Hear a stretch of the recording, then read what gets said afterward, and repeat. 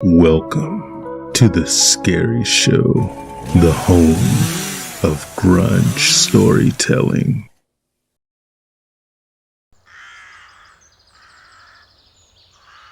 The Johnson family loved their summer cabin in the woods, a quaint, isolated refuge away from the chaos of the city.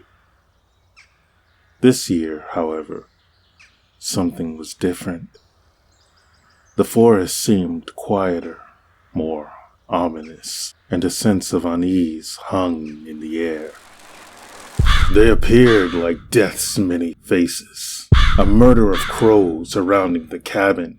Their black eyes seemed to watch the family's every move, and their caws grew louder and more menacing as the day passed. The crows' cries intensified. It sounded almost like a chant. The family huddled inside, trying to ignore the eerie cacophony. But then, the crows began to attack. At first, it was small things, pecking at the windows, scratching at the roof. But soon, their attacks became more coordinated. The family rushed to barricade the doors and windows, but the crows seemed to grow stronger, more intelligent with every passing moment. Even ringing the cabin's doorbell, using long twigs held in their beaks whilst perched atop the railing outside. The crows smashed through the windows, tearing through the wooden shutters. In a desperate bid for safety, the Johnsons retreated to the basement, sealing the door behind them.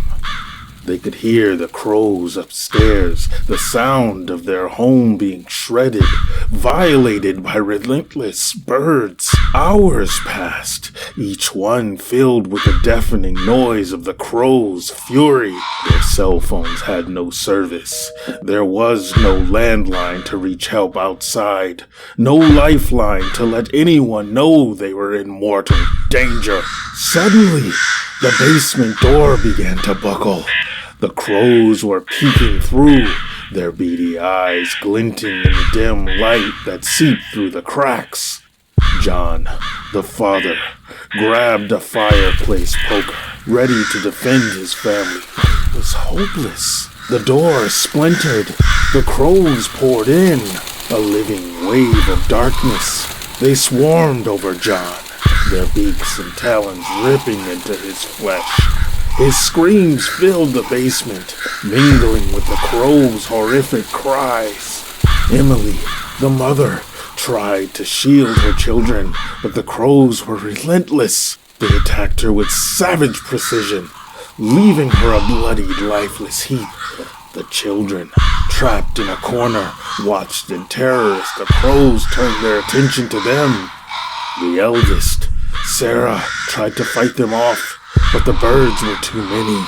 They overwhelmed her, tearing at her skin, pecking out her eyes. Her younger brother, Timothy, could do nothing but scream as the crows descended upon him, his small body disappearing beneath the fury of feathers and blood. By dawn, the cabin was silent, and the crows had gone. Inside the basement, the scene was one of unimaginable horror. The Johnson family lay scattered, their bodies torn apart, the walls and floors slick with blood. The forest returned to its eerie silence, and the cabin stood like a grim husk, empty, devoid of life, and deathly silent.